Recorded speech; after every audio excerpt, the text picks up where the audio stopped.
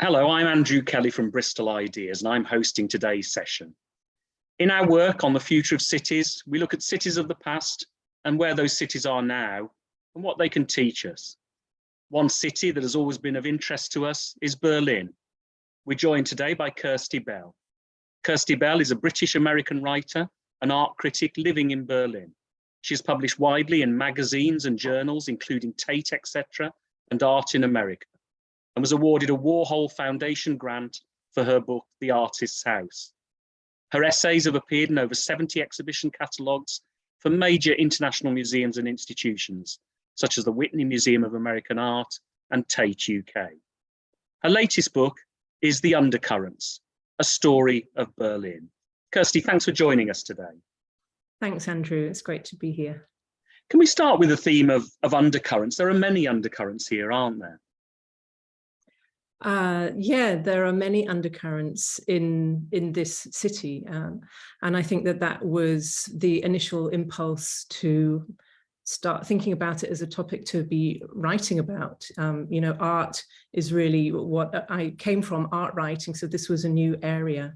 But I was interested in not only the things that you can see in this city, the idea of cityscape, not only as a visual entity, but also as something that has this kind of other layer to it that's very palpable in Berlin, particularly compared to in other cities I've lived in, where there's kind of atmospheric undercurrents that have an impact not only on the cityscape, but also on your kind of daily activities. So that was one of the things that I was trying to understand, to find a way to describe in taking on this project.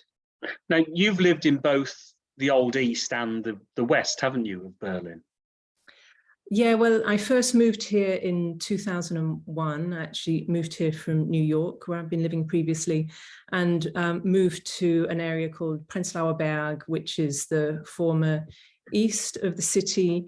And I lived there for, the first kind of almost 15 years that I was here, and that was kind of going through this enormously accelerated gentrification process. And then around 2014, I moved with my family from the east to this house that I live in now, where I'm actually sitting now, which is in what was formerly West Berlin, but kind of on the border of West, quite close to the border between West and East. You know, I describe it as being a house that has its feet in the West, but it's looking east, and it's kind of actually on the borders of the Landwehr Canal, this canal that runs through the city. So I'm on the west side of the Landwehr Canal, but looking directly eastwards. And I should add, there are maps in the book which help you navigate your journeys through this city. It is the story of a house as well, isn't it? I don't know whether you know about this TV series we have in the United Kingdom called A House Through Time, which takes a house and looks at its history through the people who have lived there. I have to say your house would make an ideal subject for this, given what you've done, the people you've investigated and found, and the story of what happened about the house and also around the house. Yeah, I have heard about that program. My mum lives in Manchester, and I've watched episodes of it when I've been up there visiting her. And I think it's a fascinating idea, you know, because there's so much that you can, so much insight that you can get through that format, through that kind of container of the house.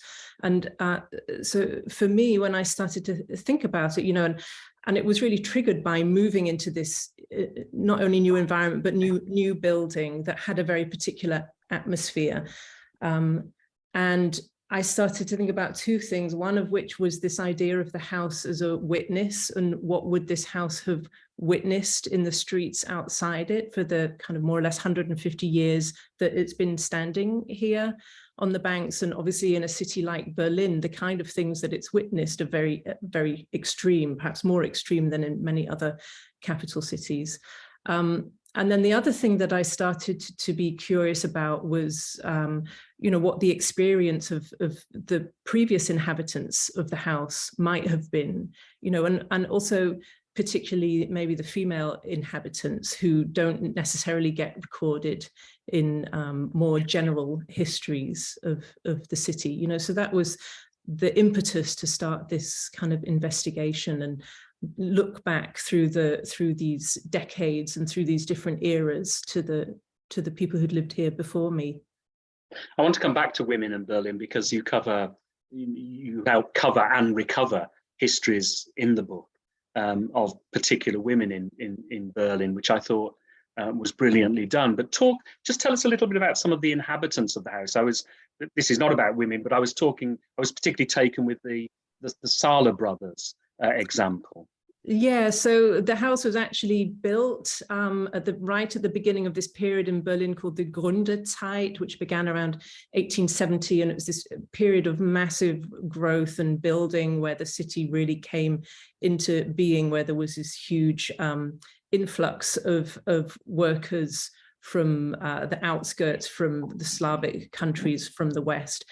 And this house was built by a man called Zimmermann, which I thought was kind of very beautiful and fitting, seeing as Zimmermann in German Zimmer means room. So, and it also means carpenter. So this idea of the first person who lived here and built this house was actually named after the rooms. And he was I should say also, it's a big house with, it's a 3-story house with many apartments that are rented. It's not a single family house. That's a bit misleading. And so he bought it in which to live himself, but also to rent out these other apartments. And then in the early 1900s, it was sold to this family called Sala that you mentioned. And when I found their name through the archives, I was in the archives when I was researching, I was particularly struck, because when we'd actually found the apartment and moved to this building, the name Sala had been written across the facade of the building still. So they actually, their descendants, their family lived here throughout most of the 20th century. And they developed the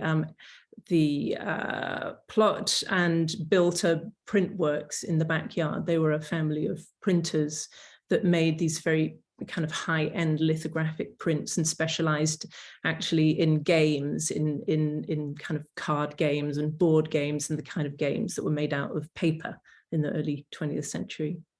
So it was both a house for residential, but it had linked work. Yes, in the backyard. Well. Yeah, which was typical for these Berlin houses of this period. Yeah. And when it comes to that family, you looked into who had been involved in the Nazi period as members of the party from that family. What did you find there? Yeah, well, that wasn't really I was really just trying to find out information about this family, and particularly turned out that there were these 2 brothers, and one of the brothers had adopted a daughter during the war, and this female figure, this adopted girl called Melita Sala, had really piqued my interest, but it had been very hard to find out information about her. And all of the various bureaucratic archival channels had led to a dead end. And I realized there was one other way to find out more about this family was through the Bundesarchiv, which has a record of all of the members of the Nazi party. You know, I just say that to, you know, investigating Nazi Germany or Nazi Berlin wasn't my main instinct with this project. You know, there's been so much written about that already, of course, but on the other hand, there's no way around it. You know, you just can't get around it. I didn't want to get around it, so I'd written to the archive asking about these 2 brothers, and kind of forgot about it, that I'd sent this email. Wasn't really sure if I was ever going to hear anything, and then kind of out of the blue one evening I got an email back with what they'd discovered, which was that one of the brothers had in fact been a member of the Nazi party, and a very early member. I think he joined in 1932, which really says a lot because that was before the Nazis came to power. So he was clearly a committed Nazi. And then his other brother, Bruno, who they shared the business, they lived in the same house, he was not a member of the party. You know, so just that quite simple fact said a lot about, you know, what might, you know, about the period, about this kind of family turmoil, and something that probably represented many other similar situations during that time. Now, you were able to also follow the adopted daughter right through to the end, weren't you? Well, she lived here. Her adopted father, Bruno, had taken on the whole building when the brother Kurt died, and he died himself in the 60s. And Melita then eventually inherited the building from her mother and stayed here up until just, well, she owned the whole building and the print works, but sold it, interestingly, just before the wall came down, literally 6 months before the wall came down, which I found so fascinating also because, you know, we live just 2 blocks away from where the wall would have been. So this idea of how that might have felt during that period was really fascinating to me. And then that she had kind of had the misfortune to sell this prominent property just at that moment. But then in the archive, I found this very nice detail that she agreed to sell it on the condition that she could carry on living in her apartment with these particular gold bathroom taps and central heating that she was very keen to keep hold of. Now, coming on to Berlin more widely, as you read about it and as you wander around the city and you cycle the city, you call Berlin a city of extremes and interrupted history, a city built on sand and swamp. It's a city of ruins and change. How did you try and map the city as part of this work?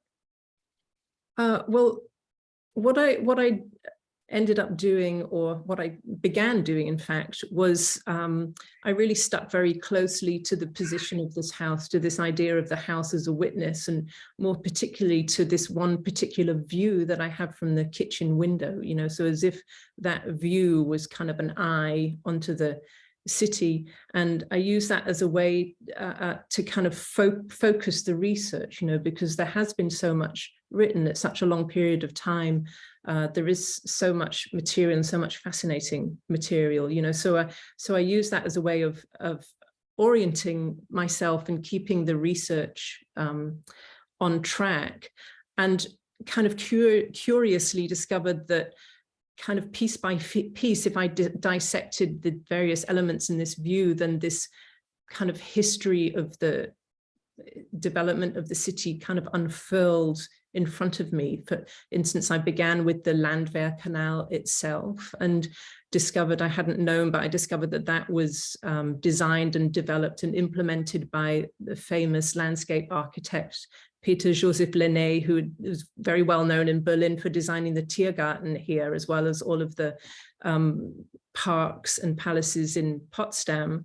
And he was moving from landscape architecture into urban design. You know, he had the way he saw himself, it was kind of shifting at this moment, and he was keen to develop the whole city in a way that was going to be beneficial to its kind of growing population, growing inhabitants, and wanted to include these kind of generous parks and green spaces. So I mean, this is just to show you how, like, just one little fact, and I kind of go off on this deep body of research. So that happened with the Landwehr Canal, and then beyond the Landwehr Canal is the ruins of this important railway station called the Anhalter Bahnhof, which was one of the most important railway stations in Europe at the time that it was built in the 1870s.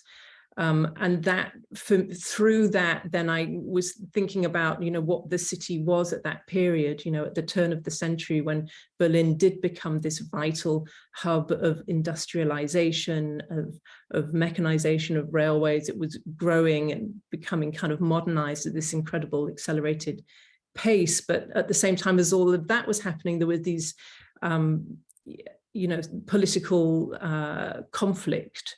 Or, you know, all moments of Berlin's history are laced with kind of political conflict. So, you know, so that was kind of how my research progressed. And so in a way, it does move chronologically through time, but it always circles back to the present, because I was very keen to really be thinking about the past as it's present now, you know, as we can feel it now, rather than a history as being something that's distant. And that's really important for us, work we've been doing in Bristol as well. I mean, both waterways and railway stations have been very important in Bristol's history as well. And similarly, how we try and look at the city and learn about the city, not necessarily looking out from a window, but I was very much taken with that as a kind of approach that you had. You talk also about Christopher Isherwood, another great chronicler of Berlin, doing a similar thing in his work. Yes, yeah. I mean, there is this famous passage where he describes the window as being a camera, you know, and as if it was kind of passively taking images of what was happening around it. And that was, you know, similar approach to what I was undertaking. And I think also, you know, through the writing process, I was very sensitive about the fact that I'm not German, I'm not a Berliner, I'm a newcomer. Like, this history that I'm investigating isn't my history, and you know what that might mean as the narrator of this story. But I think that also, as was also the case with Isherwood, gives you a certain detachment and ability to see things in a different way than you would if you perhaps if this was your own culture and familiar. But you've been there a long time, haven't you, now in Berlin? Yeah, over 20 years. So yeah, that's officially a long time. Mind you, it takes a long time to become an official Bristolian, I find. So maybe that's something that we share as well. Berlin also has this kind of burden and responsibility, doesn't it, of being a capital city now as well? It's a very particular, it is a burden, and it's a very particular responsibility, and it's also very new, which is very easy to forget, you know. And during this process of reunification in the early 90s, this was a big question in Germany. Where would the capital city be? Should it still be in Bonn? And there was a lot of reluctance, in fact, to move it back to Berlin, which is very far east. If you look at the map of Europe, you know, it's much easier for us to get to Warsaw than it is to get to, you know, or it's quicker to Warsaw than to Cologne, for instance. So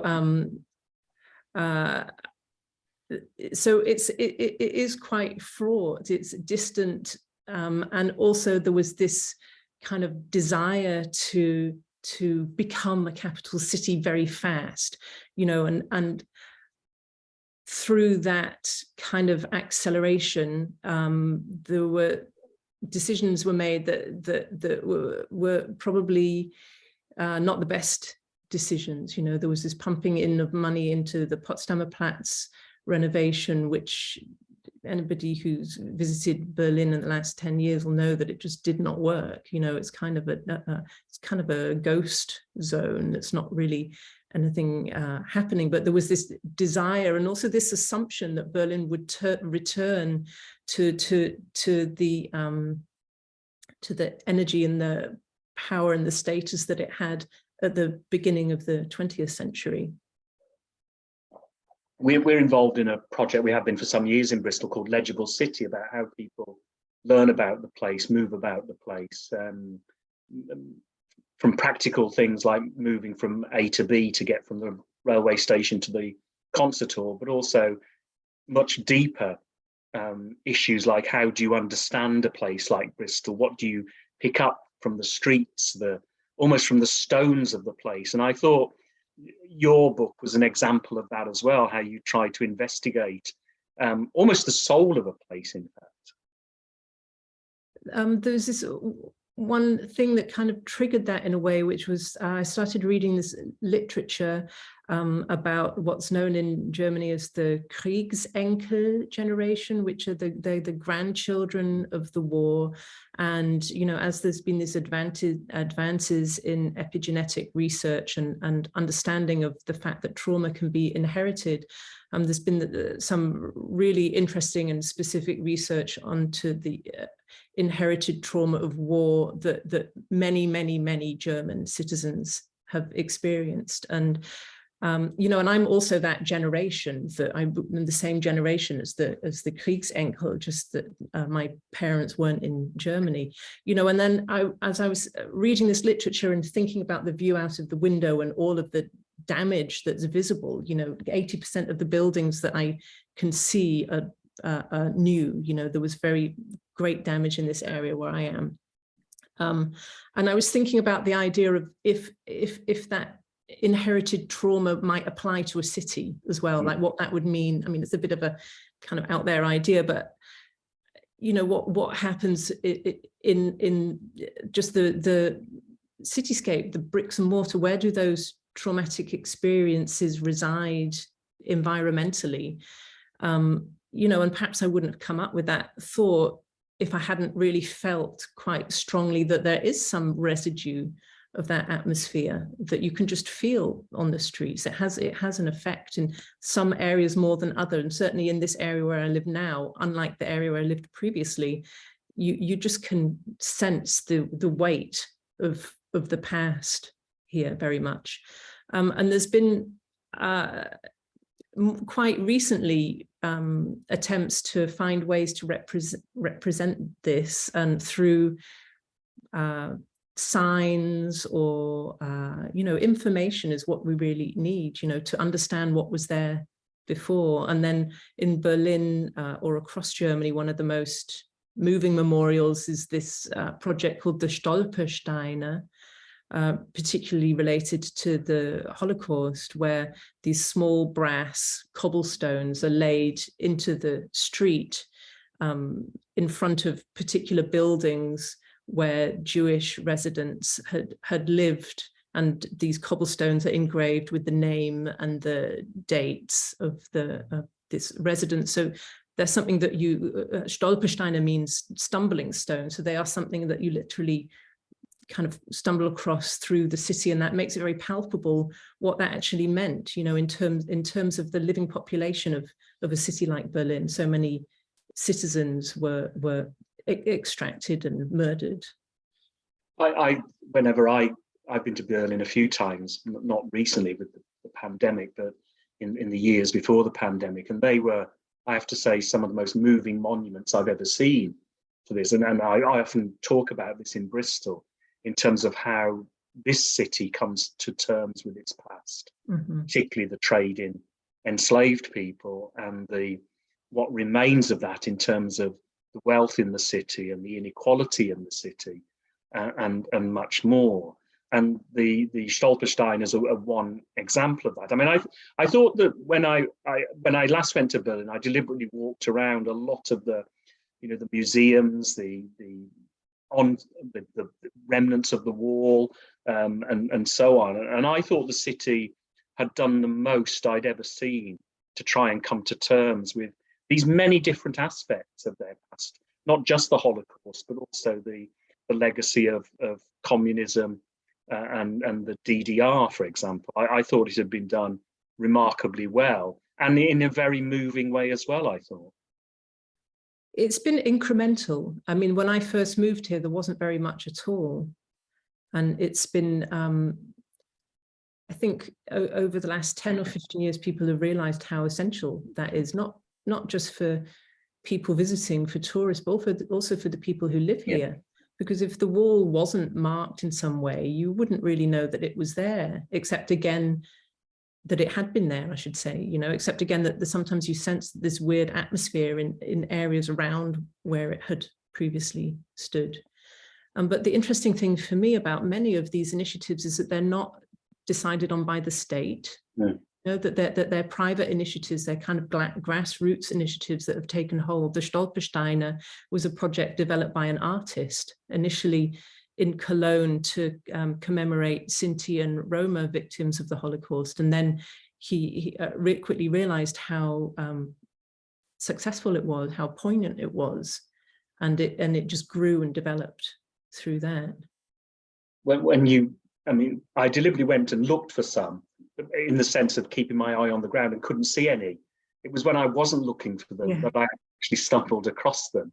And then I saw them not everywhere, but all over the city, really. And we had a talk by one of the people who works with the artist a couple of years ago in Bristol.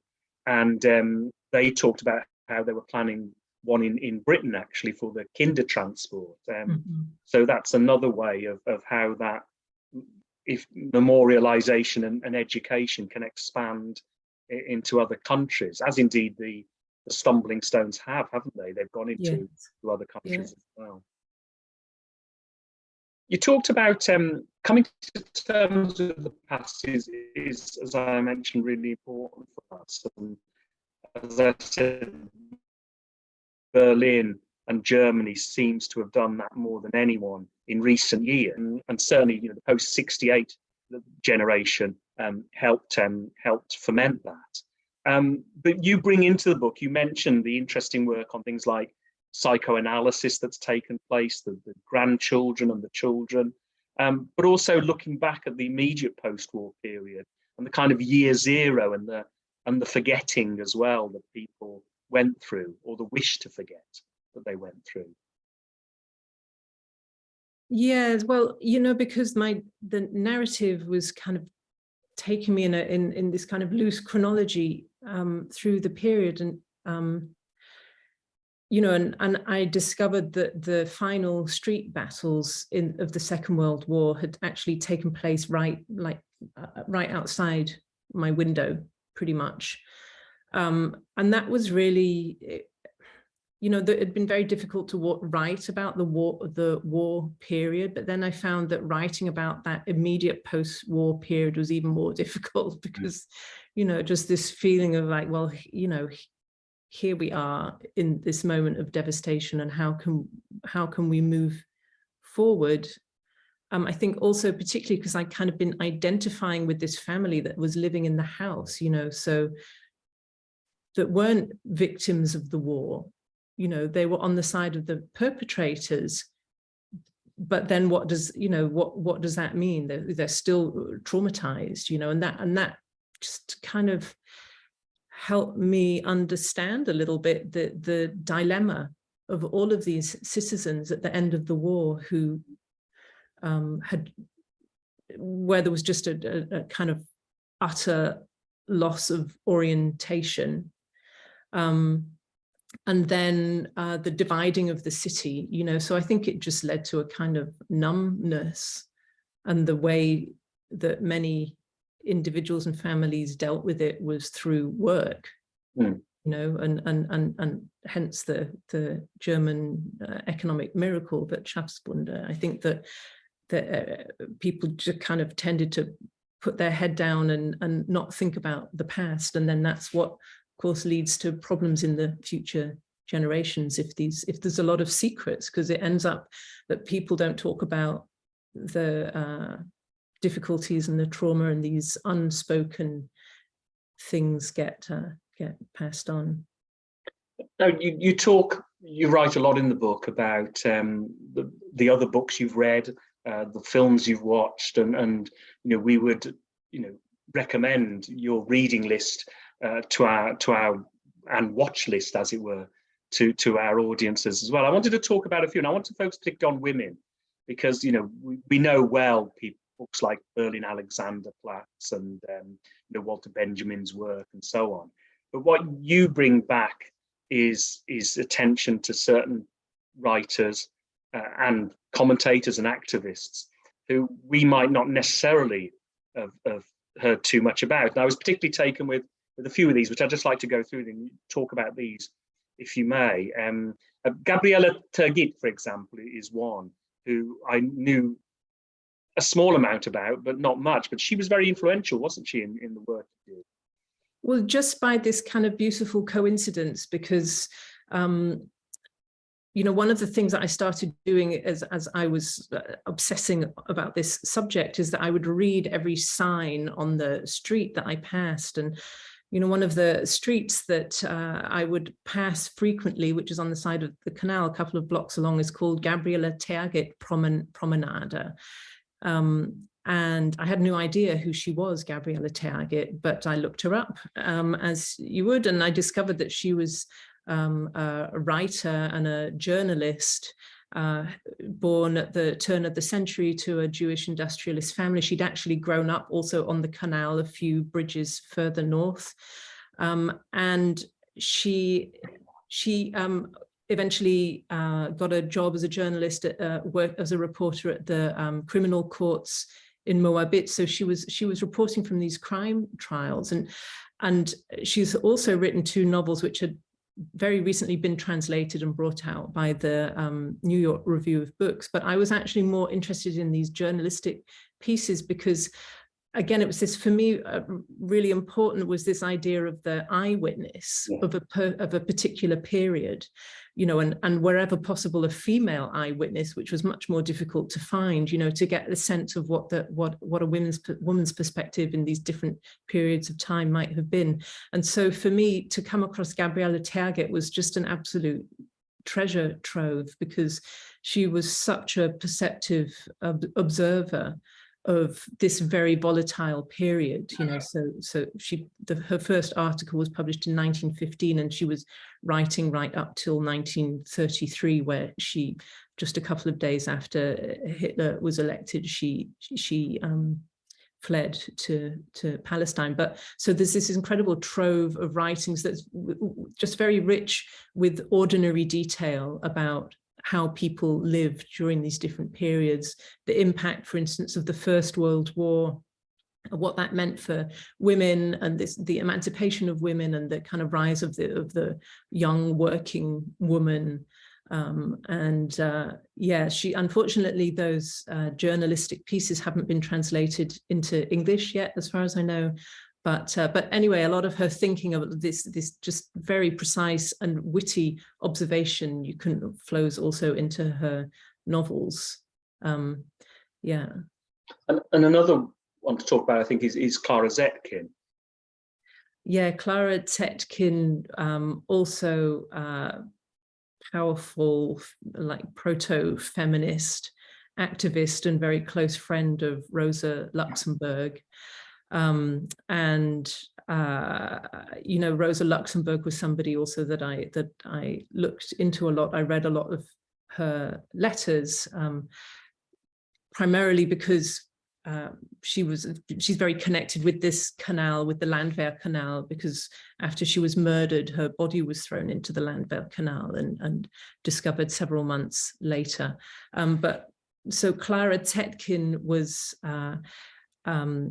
she was a politician, a communist, and actually had a seat in Parliament for many, many years. And she gave this very rousing speech just after Hitler was elected, if I'm remembering that correctly. I'm a little bit wobbly on some of these historical facts. And she was also a pacifist, and has written some beautiful texts that are now very relevant to read now, you know, with the conflict in the war in the Ukraine happening. And the final one I want to just ask you about was Christa Wolf, who, you know, I read as the 1980s, her work began to be translated into English, and read her a lot. But she also sums up, doesn't she, some of the difficulties of coming to terms with the past of Germany. Yeah, Christa Wolf is a fascinating example and just such a brilliant writer, and interesting because she was from East Germany, sorry, and so has this other perspective. And there were 2 books of hers that I was reading very closely in the research for my book. One of them is called Patterns of Childhood, and she is talking about her own childhood. She grew up in during the Nazi era in a small village in what is now Poland. And in this book, she goes back to the village with her own daughter to kind of retrace and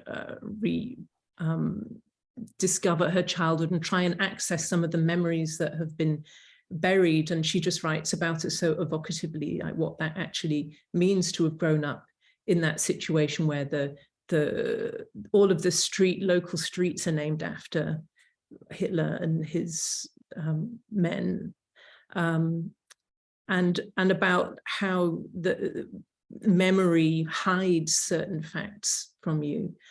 And then there's a second book that I read of hers called City of Angels, which is about, also has very much to do with memory.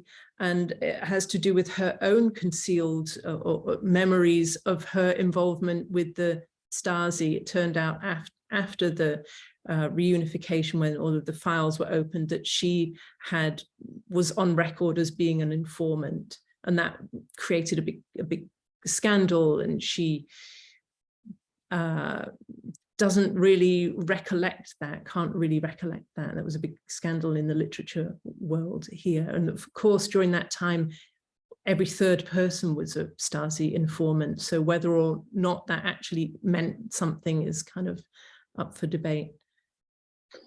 We've talked about how Berlin particularly has tried to come to terms with its past, and that's one of the lessons for how we think about cities now, particularly cities that have gone through periods of trauma or crisis or conflict, or as in Bristol's case, help build the city into the city it is today through the trade in enslaved people. I wanted to talk about some of the other things you mentioned in the book about making better cities, and just linked to the work that you did on the women writers and commentators and politicians of the past is, I read in the book that Berlin decided about 10 years ago now, I think, to name every new street after a woman. Is that right? Yes, yeah. They realized that there were practically no streets named after women, so they signed up this, drew up a law that every new street would be given the name of a woman, and that's how come this weird street in my neighborhood is named Gabriele Tergit Promenade, but they are often these very weird streets that have the names of these very prominent women. Yesterday, for instance, I was riding my bike down Hannah Arendt Strasse, which is also a very, it's in the center of the city and not a street that you would often find yourself on, like unlike Friedrichstrasse or Wilhelmstrasse, which are these very prominent big alleyways. But it has an effect, and like taking that kind of decisive action. And I think that it's all about visibility, that when something is visible and kind of signaled, then it can have an effect on the inhabitants, just on this kind of second level awareness of the past, and who'd been living in a place. We've taken great inspiration from Rebecca Solnit's work on this, and renaming subway stations, and even just in the imagination, let alone in the reality. And I noticed a map was done of London's subway stations recently, where all the stations were renamed after women, as a work of the imagination. And certainly in Bristol, this is something we've looked at. There's been a wonderful writer in Bristol called Jane Duffus, who's now published 2 volumes of the women who made Bristol, and bringing back to a lot of public attention, often forgotten people, or ones that deserve to be remembered in a bigger way. Other issues that Berlin isn't immune to, the issues that affect all modern cities, but have tried to do something about them. I was reading recently about the attempts to bring, for example, rent controls into Berlin, which I think failed or were declared illegal in the end. Well, they came up with a very radical plan that was very extreme, but quite brilliant, because they set a fixed capped rent at really quite a low price per square meter, citywide across the city. And so anybody who was paying more than that immediately got a rent rebate, so there was this kind of beautiful moment of reversal, where all of this money that had been flowing into the pockets of landlords suddenly came back into the pockets of the tenants, except that it wasn't actually legally watertight. And the landlords, and especially these big corporations who own thousands of apartments, took it to court, and it was overturned, which was kind of tragic for many individuals who then had to pay back rent, or was supposed to pay back rent for that period. But there is in Berlin a very kind of sturdy grassroots political activism about all of, many of these issues, about urban development and gentrification and raising rents. And there was a referendum last year about whether or not to Enteignung is the German word, and I can't remember what the English word is, but to renationalize essentially apartments that had been bought by corporations who owned more than, for instance, I can't remember what the level was, but 3,000 apartment units in Berlin, that wouldn't be possible, and it passed. The referendum passed. There was a majority in favor, but again, the question is, what can you legally do to enforce that? And then the dilemma is that as rents goes up and the cost of living increases, which of course is very extremely now with the gas crisis, then people have less time to be grassroots activists. This is the kind of catch-22. You have to work harder to pay your rent and pay all of your bills, so you don't have that time to invest in that. And there was this kind of period in Berlin, really up until about 2010, where the rents were very low and it was possible to live in different ways. And there was a lot more empty space. It hadn't been developed to the extent that it has now, and that is reducing.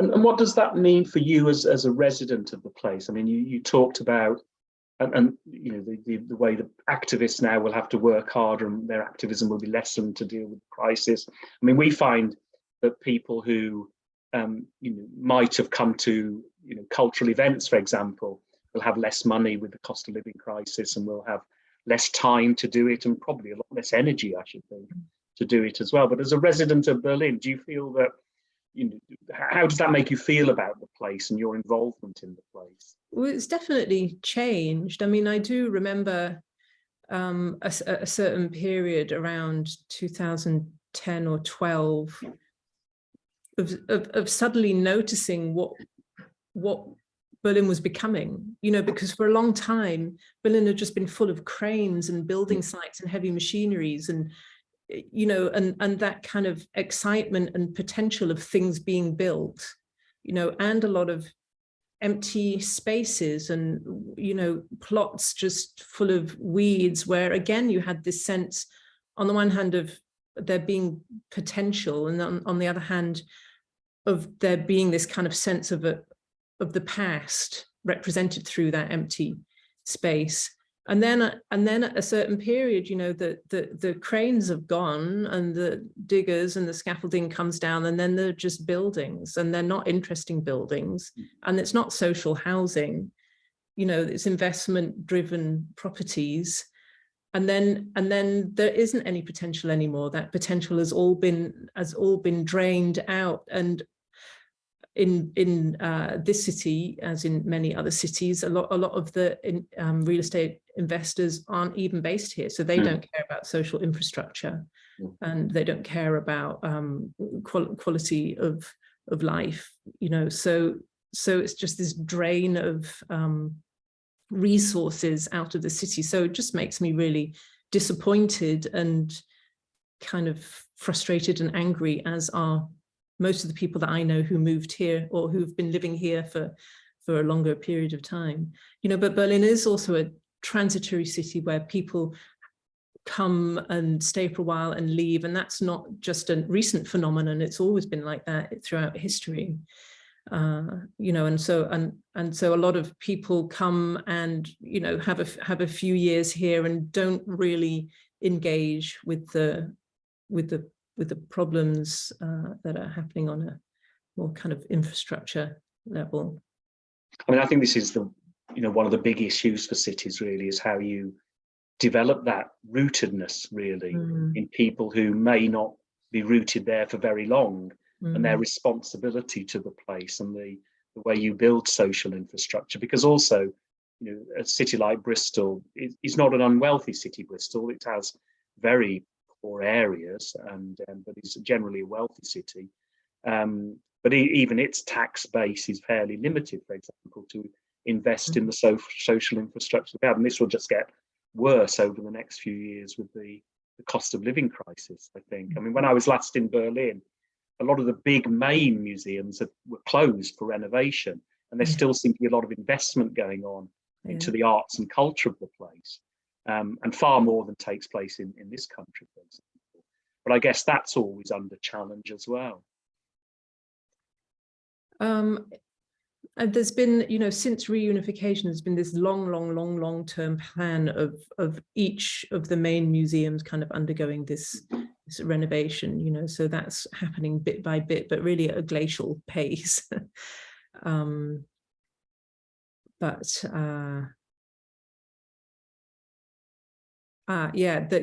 sorry, I was just picking up on that question of responsibility. I mean, I think that was also one of the questions that drove me to write this book. You know, I'd been living here for 20 years. I was at this kind of turning point in my life, thinking, am I going to stay here? What's at stake for me here? What's my relation to this place? And then, so through this research and really engaging with the past and trying to understand how this city has become the way it is, why it is like this, has really kind of developed in me that sense of responsibility and a kind of compassion towards a place that's not always easy to live in. One final question about cities generally. I mean, one of the things that Germany has tried to do in recent years is assimilate immigrants better than other places, partly built on its history. And this is something which we deal with not well in the United Kingdom. I mean, you know, Britain has changed, as you know, over the past decade, really. And you know, Germany has struggled in the past with this. Do you think it does it better now? That's a very difficult question.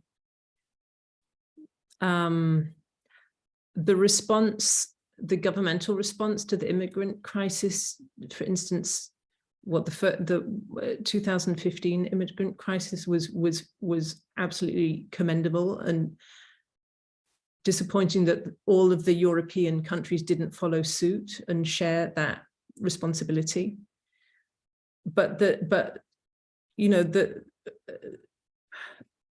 what it looks like in everyday terms is something else. You know, I think there's a big Turkish population in Berlin that began to settle here after the Second World War. They came as so-called guest workers. And that term of the guest worker was still very much in use when I moved here in 2001. You know, and so there's this sense that it's a temporary population, even though these people were in the third generation that they've been living here. You know, so that's not very useful when it comes to assimilation. And I think a lot of that thinking lingers on. So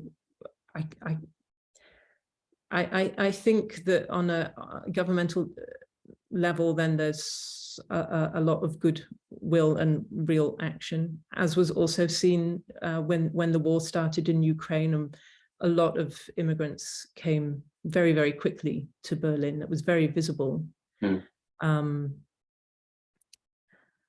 Yeah, as everywhere, it could be a lot better, I would say.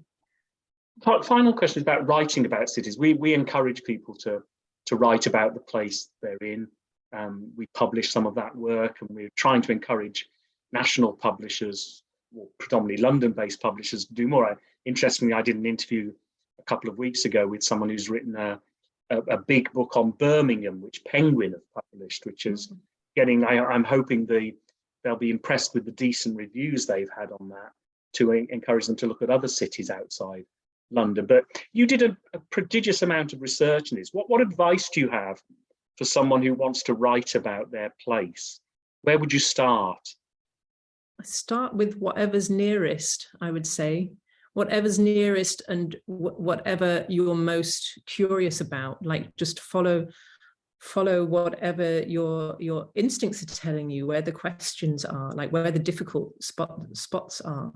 What are the things you don't really understand that you find, yeah, perplexing? And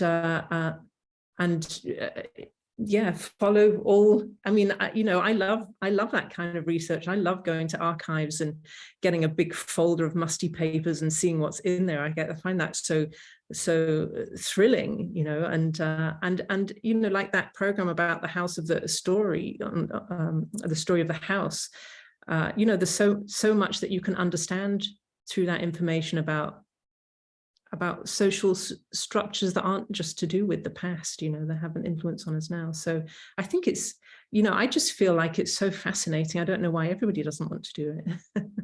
We have a wonderful project in Bristol called Know Your Place, which is a website, which was originally set up as a planning tool for the City Council for planning applications and so on, but it's turned into this site where you can look at your street, zoom in, and see your house, and there's sometimes photographs of what it was like through time, and what the street was like, what the area was like. And this is being built up slowly over time to become this major resource for the city. And anyone who is looking into where they live in Bristol, or indeed the city, our first advice is go to Know Your Place, because it also links to all the archives and library material that exists. Every city should have something like that. Yeah, brilliant. I think yeah. it is a brilliant resource.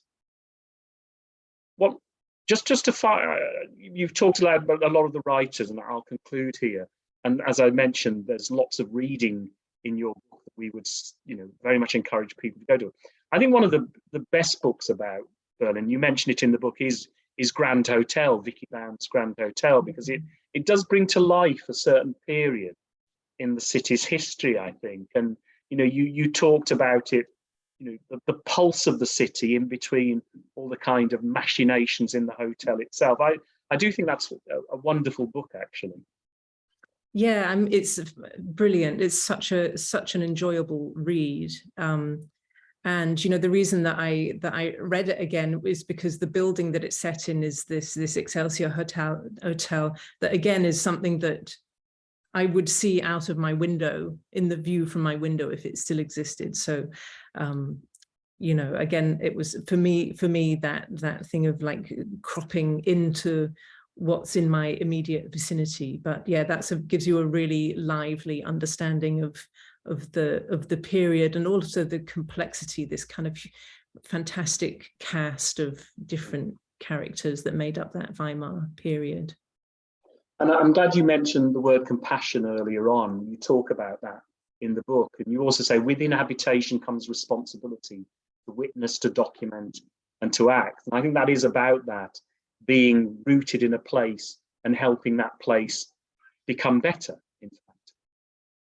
I think just by writing it or by sharing it, I mean, it's been very rewarding to me to get resonance from people who live in Berlin or who know Berlin. And also the book was translated into German, and I've had amazing feedback from German readers, you know, some very old German readers, you know, Berliners who grew up during the war years and who really responded to this kind of unusual narration of the city that they know very well. Well, thank you very much, Kirsty. The Undercurrents, the Story of Berlin, is out now in English from Fitzcarraldo Editions, and as we've just heard, is in German as well. Thank you for being with us today. Thank you, Kirsty. Thank you, Andrew.